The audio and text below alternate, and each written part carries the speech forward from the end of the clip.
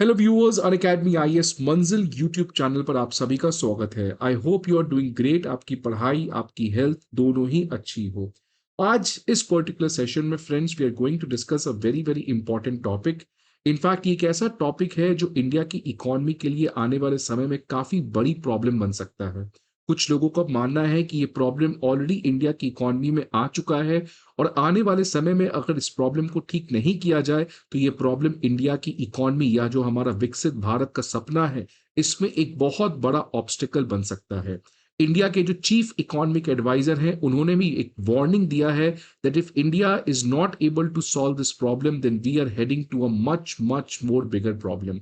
और ये प्रॉब्लम क्या है, इसके ऊपर आज इस सेशन में हम लोग डिस्कस करेंगे। But the problem which I am going to discuss it is connected with this topic जो आज न्यूज में आया है।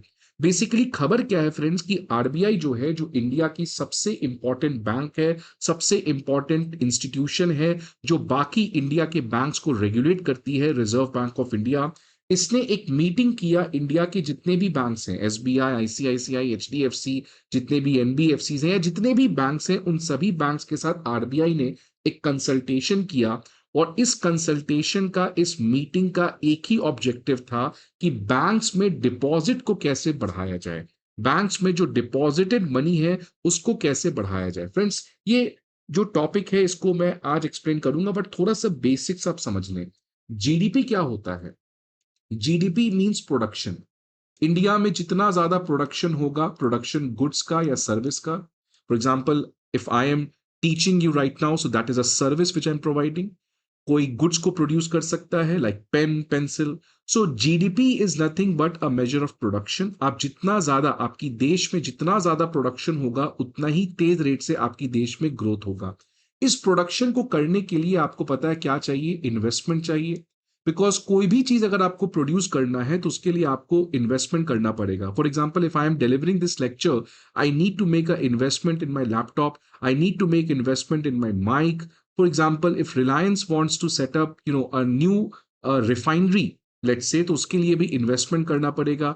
तो इन्वेस्टमेंट के बिना प्रोडक्शन नहीं हो सकता है। अगर धीरू भाई अंबानी को लोन नहीं मिलता या धीरू भाई अंबानी किसी तरीके से पैसे कलेक्ट नहीं कर पाते और इतना बड़ा फैक्ट्री नहीं खोल पाते, तो आप सोचिए आज इंडिया, जो वर्ल्ड की सबसे ज्यादा पेट्रोकेमिकल रिफाइनरी यहां होती है, वो नहीं हो पाता। इसलिए इन्वेस्टमेंट करना बहुत इंपॉर्टेंट है, बिकॉज इन्वेस्टमेंट के थ्रू ही आप प्रोडक्शन कर सकते हैं। और इस इन्वेस्टमेंट के लिए क्या चाहिए? ऑब्वियसली कोई भी चीज आपको खरीदना है, मशीन या कोई भी चीज, यू नीड मनी।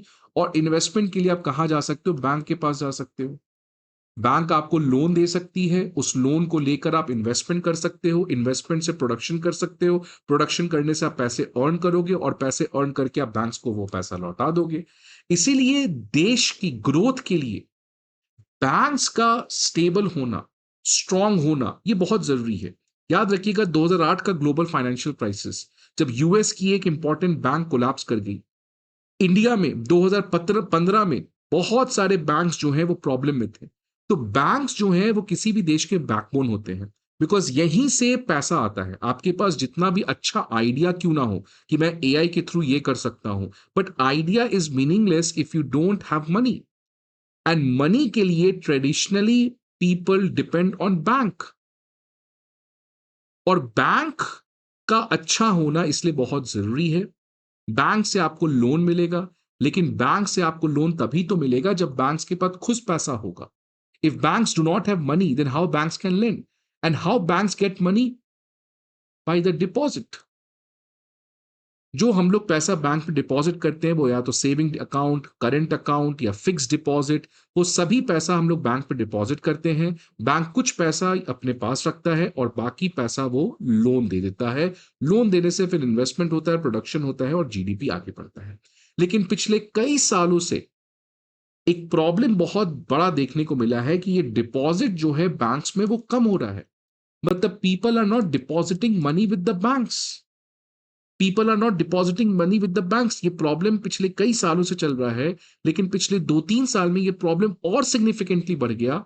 और इसी की वजह से इस साल इकोनॉमिक सर्वे में भी ये चीज डिस्कस किया गया that banks are bleeding, they don't have money. Banks का जो एक्सपेक्टेड ग्रोथ था, डिपॉजिट कितने रेट से ग्रो करेगा, वो नहीं फुलफिल हो पा रहा है। एंड दैट्स वाई बैंक्स के पास लोन देने की रिक्वायरमेंट ज्यादा है, लेकिन बैंक्स को लोन देने के लिए जो सप्लाई है डिपॉजिटेड मनी, वो शॉर्टेज हो रहा है। And that is going to become a big problem for the economy in the future. आने वाले समय में अगर इसी तरीके से बैंक्स के पास पैसे की दिक्कतें आई, बैंक्स के पास डिपॉजिट मनी में शॉर्टफॉल देखने को मिला, तो बैंक्स इजीली लोन प्रोवाइड नहीं कर सकते हैं। देख सकते हैं इंडियन एक्सप्रेस ने 2024 में भी इस चीज को कवर किया था, why banks are witnessing a slow down in the bank deposit growth. जो लोग इन पैसे इन्वेस्ट करते हैं, डिपॉजिट करते हैं बैंक्स में, उसमें लगातार एक स्लो डाउन देखने को मिला है। आप देख सकते हैं the banking sector has been struggling with slower growth in deposits compare to credit over the past few years. मतलब बैंक का जो क्रेडिट है, मतलब जो बैंक्स लोन प्रोवाइड कर रही है, उसका रेट ज्यादा है एज कंपेयर टू बैंक्स के पास जो पैसा डिपॉजिट हो रहा है। And that is creating a mismatch. और इसका एक सबसे इंपॉर्टेंट रीजन है कि जो हाउस होल्ड सेक्टर है, जो अपने पैसे को सेव करता है, वो पहले एफडी करता था, करंट अकाउंट में सेव करता था, लेकिन now people have migrated from bank accounts towards stock market, mutual funds.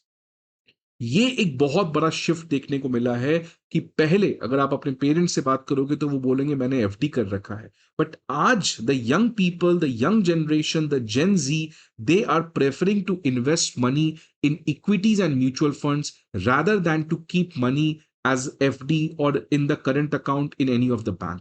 और इसीलिए जो सेविंग्स है हाउस होल्ड सेक्टर का, वो बैंक अकाउंट में नहीं जाकर जा रहा है, ऐसा नहीं कि नहीं जा रहा है, कम जा रहा है as compare to equities and mutual fund. आप देख सकते हैं इकोनॉमिक सर्वे इस साल में इसको बताया गया कि आप देख सकते हैं FY12 में, 2011-12 में जो टोटल सेविंग्स का 58% शेयर लोग बैंक में डिपॉजिट करते थे, 2024-2025 में मात्र 35%। So there has been a significant decline in the proportion of savings which is going to the banks. Rather, the proportion of savings going to the mutual fund has increased from 1.8% to 15.2%.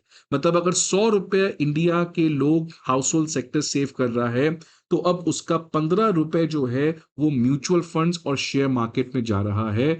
ये एक बहुत बड़ा change देखने को मिल रहा है। आप देख सकते हैं पिछले कुछ सालों में, खासकर कोविड के उस स्टॉक मार्केट बूम के बाद, बहुत सारे ऐसे इन्वेस्टर्स हैं वो स्टॉक मार्केट में आ चुके हैं। बैंक से पैसा निकाल निकाल कर लोग म्यूचुअल फंड में पैसा डाल रहे हैं।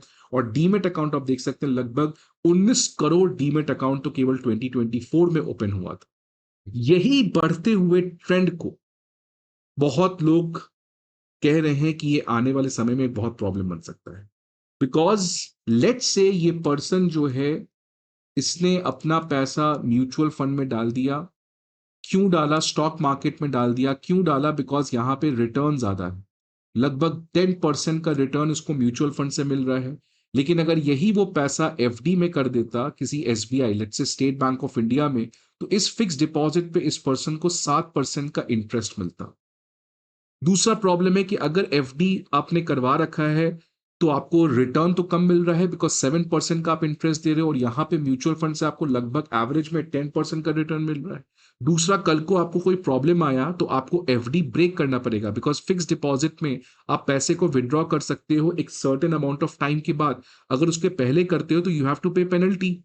बट म्यूचुअल फंड के केस में नहीं है, बहुत ही कम है एग्जिट लोड, मतलब ऑब्वियसली उसमें भी पेनल्टी लगता है, बट बहुत ही कम लगता है। तो उससे लोगों के लिए लिक्विडिटी ज्यादा है, मतलब आसानी से लोग खरीद सकते हैं, बेच सकते हैं, जिसकी वजह से आज का जो इन्वेस्टर्स है जिसको रिटर्न ज्यादा चाहिए, बिकॉज उसमें रिस्क टेकिंग कैपेबिलिटी ज्यादा है, उसको लिक्विडिटी चाहिए, कल को पैसे की जरूरत है तो वो अचानक पैसे निकाल सके।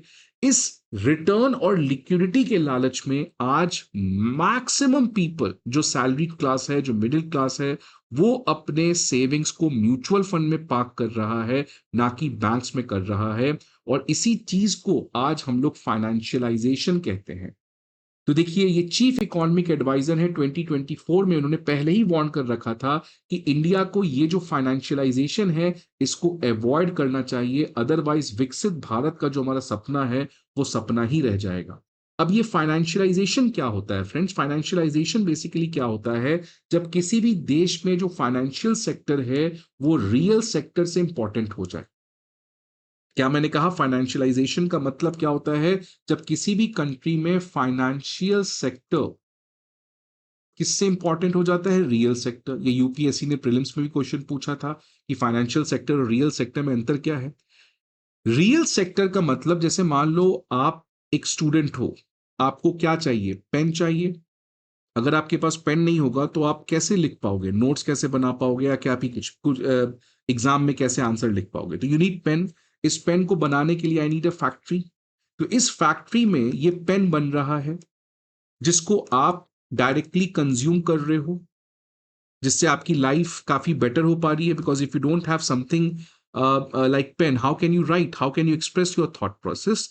तो ये कौन कर रहा है? ये फैक्ट्री कर रहा है। ये सेक्टर को हम लोग रियल सेक्टर कहते हैं। बिकॉज यहां पे जिस चीज का प्रोडक्शन हो रहा है वो प्रोडक्शन आप डायरेक्टली कंज्यूम कर रहे हो, जिससे आपको ईज ऑफ लिविंग हो रहा है। वो या तो गुड्स हो सकता है, वो तो सर्विस हो सकता है। आप किसी स्कूल में जाते हो, आपको नॉलेज मिलता है, आपको एजुकेशन मिलता है, दैट्स अ सर्विस। तो रियल सेक्टर बेसिकली एक ऐसा सेक्टर है जो डील करता है गुड्स एंड सर्विसेज के प्रोडक्शन को, कि गुड्स एंड सर्विसेज का प्रोडक्शन हो रहा है और उस गुड्स एंड सर्विसेज के प्रोडक्शन को आप कंज्यूम कर रहे हो। तो ऐसे जितने भी फैक्ट्रीज होंगे, ऐसे जितने भी एजुकेशनल इंस्टीट्यूशंस होंगे, ऐसे जितने भी यूनिवर्सिटीज होंगे, हॉस्पिटल्स होंगे जो सर्विस दे रहे हैं या कोई गुड्स प्रोड्यूस कर रहा है, ऐसे को रियल सेक्टर कहते हैं। फाइनेंशियल सेक्टर का मतलब, जैसे आप मान लो शेयर मार्केट में इन्वेस्ट कर रहे हो, राइट? आपने शेयर मार्केट में इन्वेस्ट किया, राइट? अब ये क्या किया आपने? मान लो आपने कोटक कोटक में आपने अपना अकाउंट खोला और उस अकाउंट के थ्रू आपने शेयर मार्केट में इन्वेस्ट किया। तो जो कोटक बैंक है वो आपको एक सर्विस दे रहा है। उस सर्विस को यूज करके आप इंडिया के इक्विटी मार्केट में इन्वेस्ट कर सकते हो, क्योंकि आपको कोई भी इंडिया में शेयर खरीदना है तो आपके पास डीमेट अकाउंट होना चाहिए। बिकॉज वो शेयर खरीदोगे तो वो रहेगा कहाँ? आपके डीमेट अकाउंट में। और वो डीमेट अकाउंट ओपन कौन करेगा आपके बिहाफ पे? कोटक बैंक या कोई और भी हो सकता है। तो ये आपको एक सर्विस दे रहा है। इस सर्विस को यूज करके आप इंडिया के स्टॉक मार्केट में इन्वेस्ट कर रहे हो। बट क्या इस सेक्टर में क्या कोई ऐसा गुड्स एंड सर्विस प्रोड्यूस हो रहा है जिससे रियली आपके ईज ऑफ लिविंग को इंश्योर किया जा रहा है? नहीं। यहां पे आप ऐसे गुड्स को कंज्यूम कर रहे थे या एक ऐसे सर्विस को, लाइक हेल्थ, एजुकेशन, जिसके थ्रू आपकी लाइफ बेटर हो पा रही है। यहां पे there is no such goods and service which it is producing. तो ऐसे सेक्टर को हम लोग फाइनेंशियल सेक्टर कहते हैं। The sector which deals with money, the sector is not dealing with any production of goods and services which is leading to your better life. तो अब देखो क्या हो रहा है कि समझो मेरे पास 1 करोड़ रुपए है। अब मेरे पास दो ऑप्शन है। यार 1 करोड़ से मैं कोई फैक्ट्री लगाता हूं, या कोई यूनिवर्सिटी ओपन करता हूं, या कोई कोचिंग इंस्टीट्यूट ओपन करता हूं, कुछ भी करता हूं जिससे मैं या तो गुड्स प्रोड्यूस करूंगा या सर्विस प्रोड्यूस करूंगा, जिससे मैं लोगों के लाइफ को सॉल्व कर पाऊं। तो ये रियल सेक्टर में आ गया। या दूसरा ऑप्शन है, यार 1 करोड़ में सिंपली क्या करता हूं ना, उससे मैं रिलायंस कंपनी के शेयर खरीद लेता हूं, या किसी स्टार्टअप कंपनी के शेयर खरीद लेता हूं, इस शेयर मार्केट में ट्रेडिंग करता हूं। तो ये कौन सा हो गया? Financial sector. कौन सा ज्यादा देश के लिए इंपॉर्टेंट है, रियल सेक्टर या financial sector? Real sector. Financial sector से आप प्रॉफिट ज्यादा अर्न कर सकते हो, नो डाउट। बट क्या उससे कंट्री की ग्रोथ होगी? ग्रोथ के लिए क्या चाहिए आपको? इस तरीके के प्रोडक्शन यूनिट्स चाहिए जो गुड्स एंड सर्विस का प्रोड्यूस कर रहे हैं, जो आप कंज्यूम कर पाओ। बट आज क्या हो रहा है कि बहुत सारे ऐसे बिजनेसमैन, बहुत सारे ऐसे इंडिविजुअल, बहुत सारे ऐसे एंटरप्रेन्योर्स, इनको प्रोडक्शन से कोई मतलब ही नहीं है। इनको पैसा कमाना, और पैसे कमाने के लिए stock market, equity market, forex market, इसमें थ्रू वो पैसे अर्न कर रहे हैं। अगर आप पैसे म्यूचुअल फंड में नहीं डालकर अगर आप वही पैसे डालोगे बैंक्स में, तभी तो बैंक्स लोन दे पाएगी।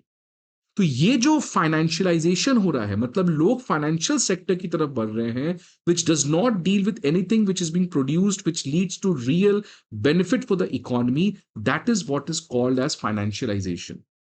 और अभी इंडिया वो स्टेज में नहीं आया है कि हमें फाइनेंशियलाइजेशन की तरफ बढ़ना है, because India needs to focus on its GDP growth विकसित भारत बनने के लिए। अमेरिका में ज्यादा से ज्यादा लोग घर नहीं खरीदते हैं, सोना नहीं खरीदते, वो स्टॉक मार्केट में इन्वेस्ट करते हैं। बट अमेरिका अभी काफी आगे के स्टेज पर है। Our economy is not at that stage. Our economy still needs factory. Our economy still needs healthcare. Our economy still needs educational institution. Hence, we need to focus on this real sector which deals with that goods and services production, which effectively solves the problem of people. Unlike this dominance of financial sector जो आज हो रहा है। आज आप YouTube खोलो, कोई ये बोलेगा म्यूचुअल फंड में इस तरीके से इन्वेस्ट करना चाहिए, स्टॉक मार्केट में इस तरीके से इन्वेस्टमेंट करना चाहिए। तो ये फाइनेंशियलाइजेशन की तरफ हम बढ़ रहे हैं, जहां पे लोग रियल सेक्टर को छोड़कर फाइनेंशियल सेक्टर की तरफ बढ़ रहे हैं। This is something which is good, but this is only good when countries economy has reach at its appropriate stage. India has in a condition of misplace priority, हमारी ये priority नहीं है। हमारी प्रायोरिटी इस समय रियल सेक्टर में होना चाहिए। बट जिस तरीके से डोमिनेंस फाइनेंशियल सेक्टर का इकोनॉमी में बढ़ रहा है, that is something which we need to be. I hope आपको ये वीडियो अच्छा लगे friends. See you again some other video. Till then goodbye and take care.